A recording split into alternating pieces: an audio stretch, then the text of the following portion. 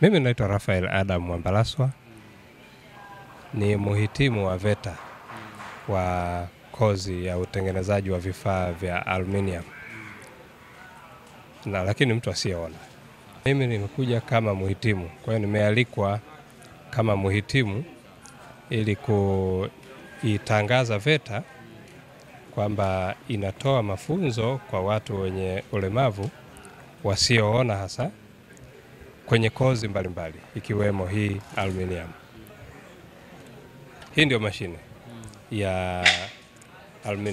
ya kukatia vifaa vya aluminium.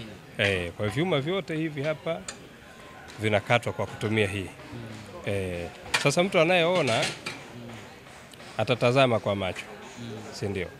Mfano kama ni chuma anataka kukata, atatazama kwa macho,